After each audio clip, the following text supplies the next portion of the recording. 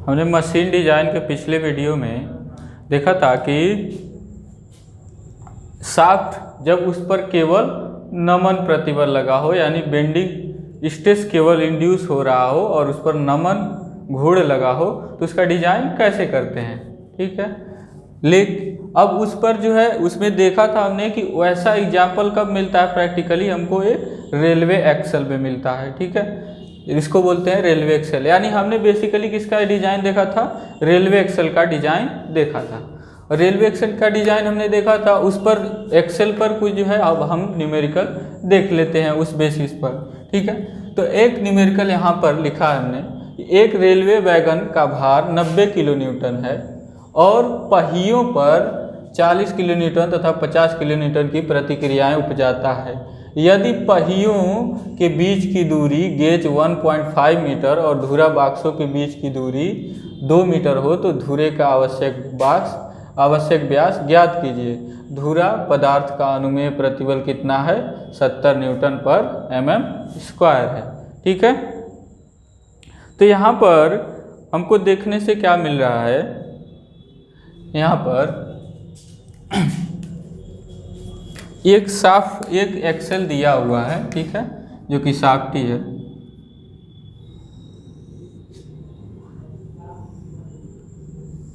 एक एक्सेल ऐसे कुछ दिया हुआ है। ठीक, अब कह रहा है कि इस पर जो है पहिए के बीच की दूरी 1.5 मीटर। तो मान लीजिए पहिया का मतलब क्या हुआ, पहिया मतलब बियरिंग। भाई पहिया जो है शाफ्ट किस पर टिका होता है, पहिया मतलब एक्सेल पहिए पर टिका होता है, पहिए का सपोर्ट करता है, और वो पहिया किस पर, बियरिंग द्वारा इस पर लगा होता है। तो हम समझते हैं यहाँ पर क्या है, बियरिंग है, और इसके कारण क्या आएगा, एक रिएक्शन है, मतलब यहाँ पर पहिया है। ठीक है, और यहाँ पर है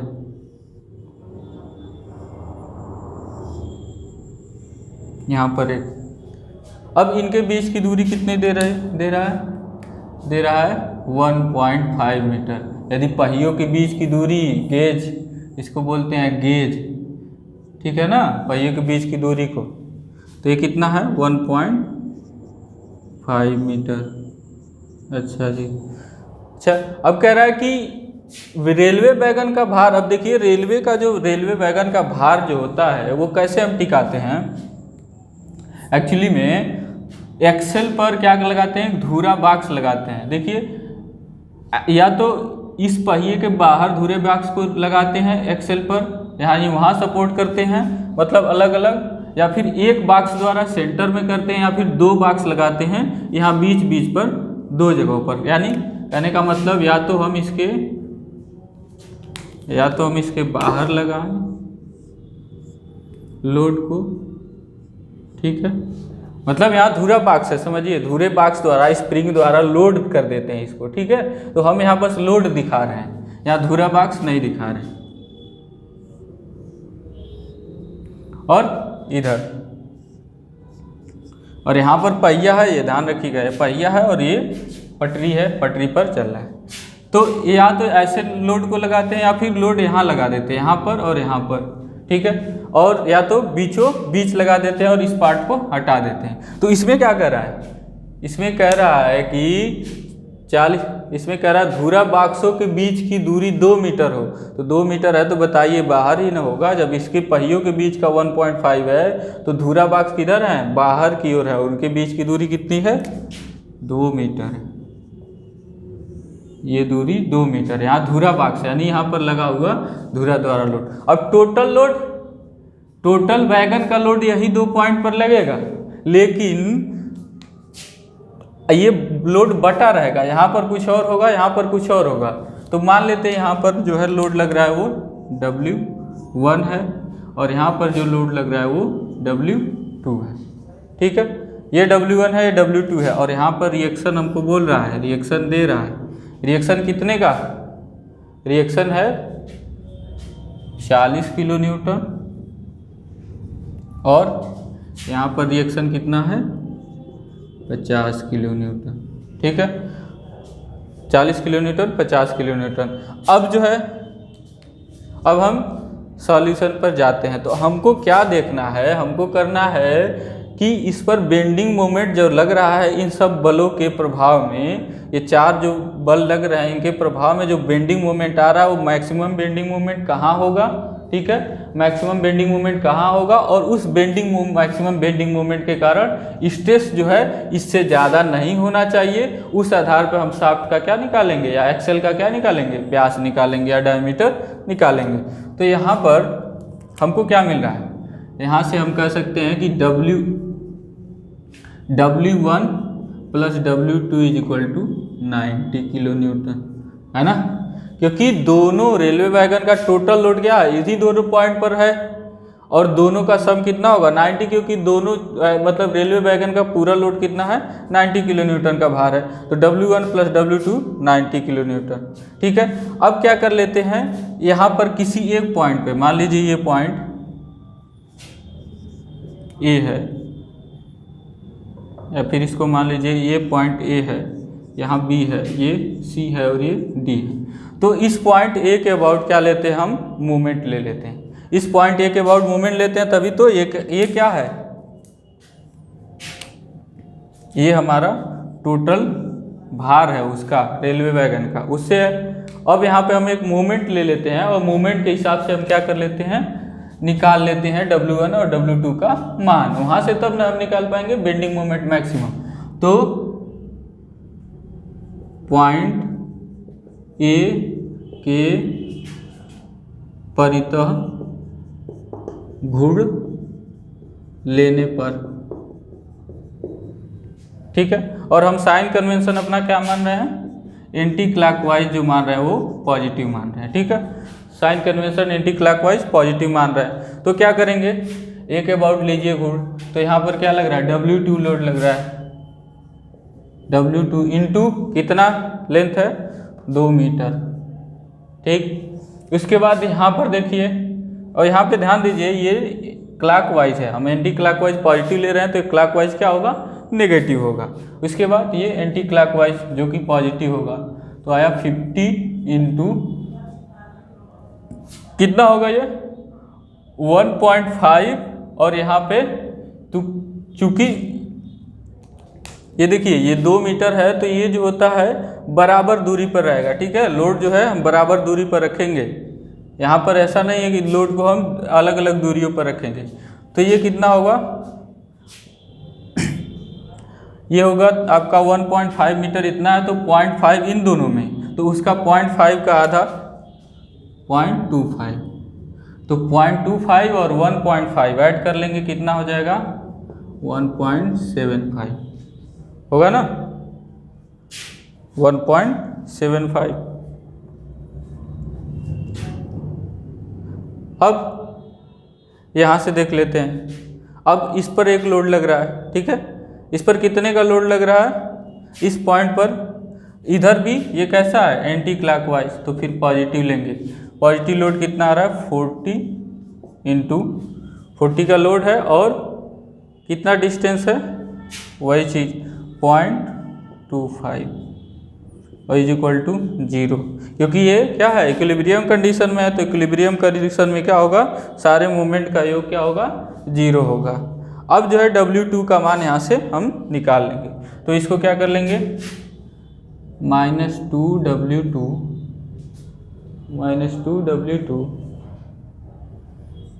और इसको सॉल्व कर लेंगे।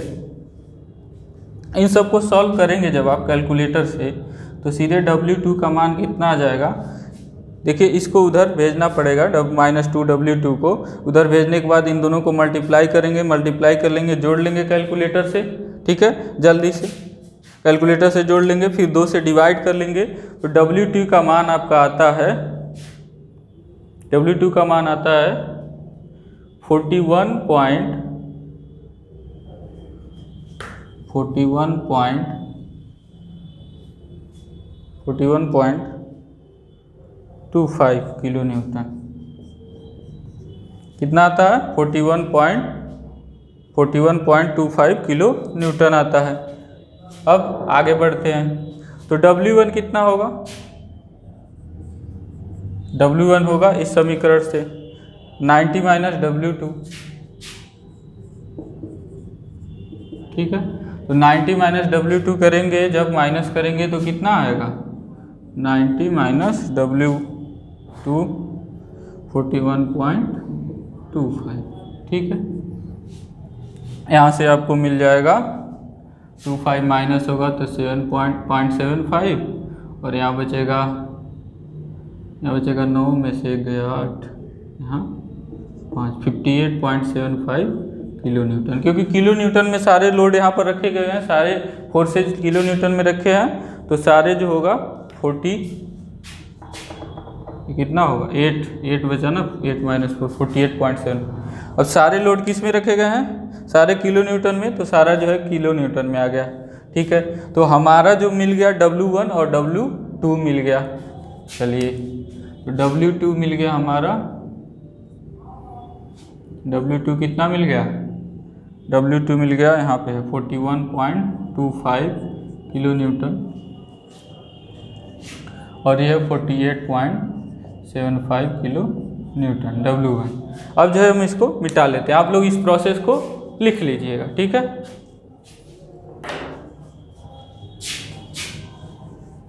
अब जो हम असली जो है प्रोसेस पर आते हैं इसके, तो हम क्या करेंगे यहाँ पे, इसमें देखेंगे मैक्सिमम बेंडिंग मोमेंट कहाँ होता है। तो उसके लिए आप तो बेंडिंग मोमेंट या तो आप डायग्राम बना लीजिए, ठीक है, या फिर इसका कैलकुलेशन कर लीजिए। तो यहाँ पर क्या देखते हैं, अब देखिए यहाँ पर बेंडिंग मोमेंट जब आपने पढ़ा होगा, ये ओवरहैंगिंग बीम है, ओवरहैंगिंग बीम सिंपली सपोर्टेड है, मतलब दो सपोर्ट से ओवरहैंगिंग बीम है, दोनों ओर ओवरहैंग्ड है। अब दोनों ओर ओवरहैंग्ड है, यहाँ पर आप जानते हैं कि बेंडिंग मोमेंट 0 होगा, यहाँ पर और यहाँ पर बेंडिंग मोमेंट मिलेगा हमको। तो इन दोनों पॉइंट पे हम देखेंगे कि बीच में जो 2 पॉइंट है, इन पर जो लोड लग रहा है, इन पर बेंडिंग मोमेंट कितना कितना है, और जिस पर मैक्सिमम आएगा जिस पॉइंट पर, वही हम बेंडिंग मोमेंट उसमें लेंगे, ठीक है। तो निकालते हैं बेंडिंग मोमेंट एट, किस पर निकालते हैं पहले, C पर। तो C पर जब निकालेंगे तो हम लेफ्ट साइड से चलते हैं, तो लेफ्ट साइड से वही चीज़ें हैं, क्लॉकवाइज क्या लेंगे हम, नेगेटिव, और एंटी क्लॉकवाइज पॉजिटिव। तो C पर क्या है, M एट C नेगेटिव, ठीक है। तो W1 लोड कितना है 41.25 किलो न्यूटन, ठीक है, और डिस्टेंस कितना है 0.25 और ये नेगेटिव होगा, ठीक है। तो हमको यहाँ नेगेटिव से मतलब नहीं होता, मैक्सिमम और मिनिमम से मतलब होता है, फिर भी हम साइन को साथ में लेके चलेंगे। तो ये हो जाएगा माइनस, सॉल्व करने पर कितना आएगा आपको, मल्टीप्लाई करेंगे जब कैलकुलेटर से, ठीक है, तो मल्टीप्लाई करने पर जो वैल्यू आ गया, हम C पर ले रहे हैं 41.25, ठीक है। मल्टीप्लाई करने पर आप कर लीजिएगा कितना आता है। उसके बाद हम निकालेंगे इस पर C पर बेंडिंग मोमेंट एट B पर, bending moment at B। Bending moment at B कैसे निकालेंगे, यहाँ पर तो देखिए इस लोड के कारण मोमेंट कैसा है, क्लॉकवाइज जो हम लेंगे मोमेंट एट B, क्लॉकवाइज जो हम लेंगे कैसा, नेगेटिव। तो हो गया आपका 41.25 इंटू 41.25 इंटू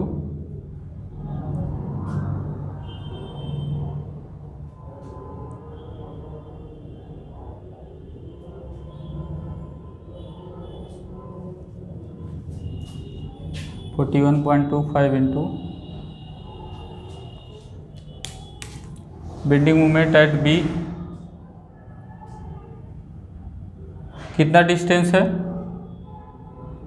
1.75, डिस्टेंस कितना है यहाँ से यहाँ तक का 1.5 और 0.25 ऐड कर लिया, ठीक है। ये नेगेटिव आया, फिर प्लस अब इसके बाद यहाँ पर कर लेते हैं, बेंडिंग मोमेंट निकालते हैं, इस लोड के द्वारा निकालते हैं। तो 50 का लोड पॉजिटिव होगा, ये एंटी क्लॉकवाइज है, और डिस्टेंस कितना है 1.5। अब इसको सॉल्व करने पर हमको कितना मिलेगा,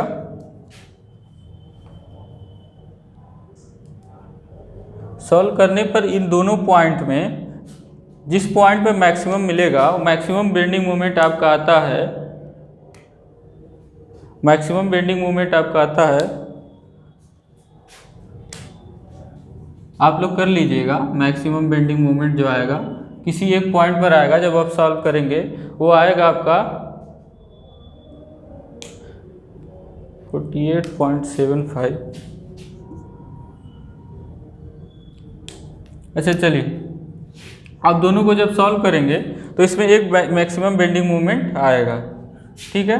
जब मैक्सिमम बेंडिंग मोमेंट दोनों में से कोई एक आया तो उस मैक्सिमम बेंडिंग मोमेंट को आपने क्या पढ़ा, हमने पढ़ाया था sigma B is equal to 32m/πd³।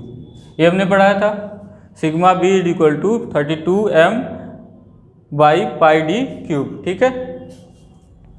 अब यहाँ से आप जो है m का वैल्यू मैक्सिमम बेंडिंग मोमेंट जो इन दोनों में आएगा, ठीक है, m at b m at c, क्योंकि हमको अभी हमारे पास कैलकुलेटर नहीं, हम सॉल्व नहीं कर रहे हैं, तो आप लोग करिएगा और देखिएगा किस पर मैक्सिमम आ रहा है, ठीक है।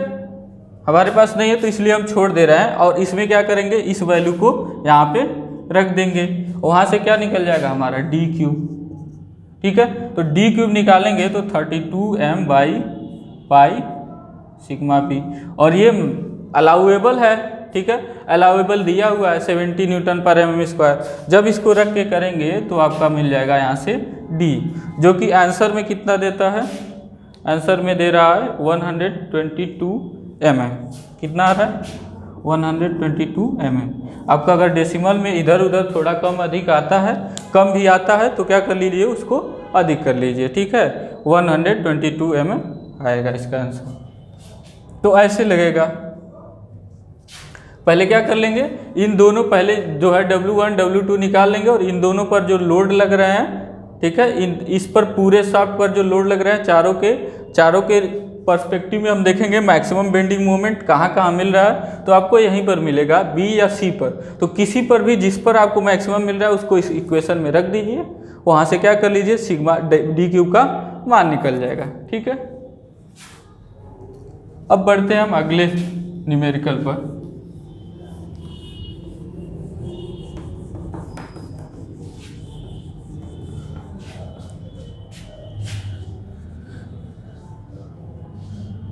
अगर कोई भी आपको क्वेरी है या कोई भी न्यूमेरिकल, ठीक है,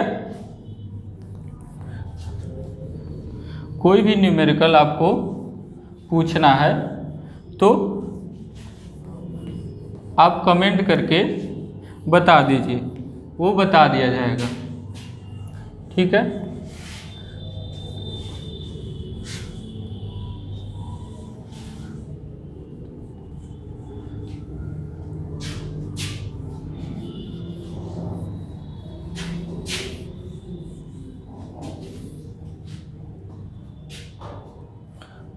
तो अब अगला न्यूमेरिकल देखते हैं। अगला है कि 2 मीटर लंबा एक धुरा बियरिंगों पर आधारित है, इसके मध्य बिंदु में 2000 न्यूटन का एक गतिपाल पहिया लगा जाना है। यदि धुरे में अधिकतम अनुमेय नमन प्रतिबल 150 Nm² तक सीमित रखना है तो उसका आवश्यक व्यास ज्ञात कीजिए। तो यहाँ पर क्या है कि एक धुरा 2 मीटर लंबा है और बियरिंगों पर आधारित है। तो यहाँ बियरिंग लगा है, ये धुरा है आपका 2 मीटर लंबा है, ठीक है, और इसके बीचों बीच में एक क्या लगाया गया है, लोड लगाया गया है, ठीक है ना, एक पहिया लगाया गया, गतिपाल पहिया, फ्लाईव्हील, ठीक है, जिसका वेट कितना है 2000 न्यूटन, 2000 न्यूटन का वेट है, ठीक है। अब देखिए इसको अगर हम एक बीम की तरह देखें, बीम है क्योंकि, तो यहाँ पर क्या होगा, रिएक्शन होगा, बियरिंग पर क्या होगा, रिएक्शन होगा, और बीचों बीच में क्या लग रहा है, W लोड लग रहा है जो कि 2000 न्यूटन का है, ठीक है। अब इसमें हम क्या देखते हैं, हमेशा जो है डिजाइन में जब अगर बेंडिंग मोमेंट के बेसिस पर शाफ्ट का डिजाइन है तो उसमें क्या देखेंगे कि मैक्सिमम बेंडिंग मोमेंट क्या लगता है। तो ये कैसा एक सिंपली सपोर्टेड बीम है। तो याद करिए मॉस में आपने पढ़ा है सिंपली सपोर्टेड बीम अगर मध्य बिंदु में बिल्कुल बीचों बीच में, ठीक है, अगर बीचों बीच में W लोड लगा हो तो मैक्सिमम बेंडिंग मोमेंट क्या होता है, WL/4 होता है। क्या होता है, WL/4 होता है। तो यहाँ पर रख देंगे, W का मान है 2000, L का मान कितना है, लंबाई कितनी है 2 मीटर बटे 4। तो ये कितना हो गया, 4 × 5 = 20, 500 दूनी 1000। तो ये कितना हो गया, 1000 न्यूटन मीटर हो गया। ठीक है, तो 1000 न्यूटन मीटर, तो हम क्या कर लेंगे 10³ है, 10³ का और मल्टीप्लाई कर देंगे, न्यूटन mm होगा। ठीक है, पिछले क्वेश्चन में भी ध्यान दीजिएगा न्यूटन mm में रखिएगा, क्योंकि आप सिग्मा जो है किस में रख रहे हैं, न्यूटन पर mm² में, तो वो ध्यान देना आपको, न्यूटन mm में रखना है। अब जो है आगे बढ़ते हैं, आगे कैसे निकालना है, तो वही क्वेश्चन यूज करेंगे। Sigma b = 32m/πd³। मैं पिछले वीडियो में बताया था। तो d³ यहाँ से हम क्या कर लेंगे, निकाल लेंगे 32m/π सिग्मा b। अब m का मान रख लीजिए यहाँ से, ठीक है, पाई का मान रख लीजिए, सिग्मा b का मान रख लीजिए, वहाँ से d³ आ जाएगा। ठीक है, d³ आ जाएगा, और d³ आने के बाद कैसे हम कैलकुलेटर से सॉल्व करते हैं, ठीक है, वो हमने कल पिछले जो वीडियो में जिसमें हमने न्यूमेरिकल बताया उसमें हमने बताया। इसको क्या कर लीजिए, एक ही बार मल्टीप्लाई कर लीजिए ये वैल्यू रख के। कैसे, ऐसे 32 × 10⁶, 1 गो में अगर आपको करना है। सिग्मा बी की वैल्यू कितनी है, 150। अब क्या करेंगे, 1 गो में अगर आपको इसको सॉल्व करना है, d³ का मान निकालना है केवल, तो d³ का मान निकालेंगे ऐसे, इसको ब्रैकेट में लगाए, अब डिवाइड करेंगे, फिर ब्रैकेट लगाए और इसको मल्टीप्लाई करके ब्रैकेट बंद कर दिया। तो यहाँ से हमको d³ का मान निकल गया। अब d का मान कैसे निकलेगा, जो आंसर आएगा यहाँ पर, जो आंसर आएगा उसके में जो आंसर आएगा, ठीक है, जो आंसर आएगा उसके पावर क्या कर देंगे, 1/3 कर देंगे। पावर ऐसे लगाएंगे, ब्रैकेट लगाएंगे, 1/3 करेंगे, यहाँ बट्टे तो नहीं लग पाएगा, 1/3 करेंगे, ब्रैकेट बंद, आपका आंसर आ जाएगा d का मान। यहाँ से क्या निकल जाएगा, d का मान। ठीक है, तो इस तरह से आप जो है d का मान निकाल सकते हैं। हम आंसर बता देते हैं कितना आएगा। इसका आंसर आएगा 40.8, इसका आंसर आएगा 40.8 mm। ठीक है, जो कि आप जो है लेंगे पूरा 41 mm। जो डिजाइन डायमीटर होगा वो कितना लेंगे, 41 mm, क्योंकि 40.8 mm का कोई जो है शाफ्ट या फिर कोई भी एक्सल नहीं बनाया जाता, या तो 41 mm का बनेगा या फिर 42 mm का बनेगा। ठीक है, आज के लिए बस इतना ही। Thank you. नेक्स्ट वीडियो में हम लोग इसको कंटिन्यू करेंगे।